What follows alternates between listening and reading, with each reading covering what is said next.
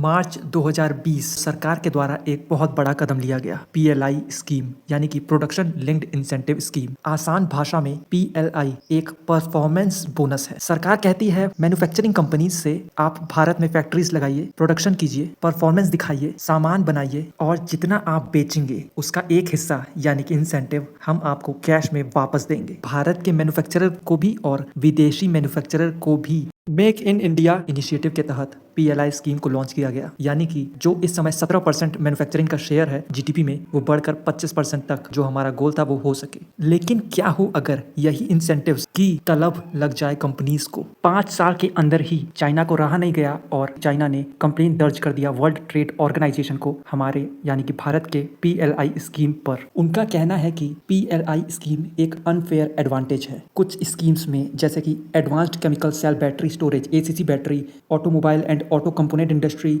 और EV manufacturing schemes, इन तीनों स्कीम्स में चाइना को दिक्कत है। भारत डब्ल्यूटीओ के रूल्स को तोड़ने की कोशिश कर रहा है, ऐसा चीन का कहना है। भारत फोर्स कर रहा है इंडियन मैन्युफैक्चर्ड पार्ट्स को खरीदने के लिए फैक्ट्रीज को। हालांकि भारत ने भी बहुत ही अच्छे से जवाब इसका दिया है, डोमेस्टिक वैल्यू एडिशन के तौर पे, ना कि लोकल कंटेंट रिक्वायरमेंट के तौर पे। वैसे डब्ल्यूटीओ के रूल्स गाइडलाइंस में सब्सिडीज का जिक्र हुआ है और चीन ने भी किया है, लेकिन पीएलआई स्कीम में कहीं भी सब्सिडीज का जिक्र नहीं हुआ है, इंसेंटिव्स का जिक्र हुआ है। ऐसा पहली बार नहीं हो रहा है। 2009 में चाइना ने भी अपने इंडस्ट्रीज को एग्रेसिवली सब्सिडाइज करना शुरू कर दिया था, इलेक्ट्रिक व्हीकल्स, सोलर, हर सेक्टर में। 2009 से 2023 के बीच चाइना ने सिर्फ एक इंडस्ट्री को बढ़ाने के लिए $230 बिलियन खर्च किए और रिजल्ट आया कि चाइना ग्लोबल सोलर मार्केट बन चुका है। इलेक्ट्रिक व्हीकल्स का भी ईयू, ब्राजील, यूएस जैसे देशों ने चाइना पर डब्ल्यूटीओ के द्वारा कंप्लेंट भी दर्ज किया। तो अगर मान भी लेते हैं इंडिया में कभी सब्सिडी रुका ही नहीं, तो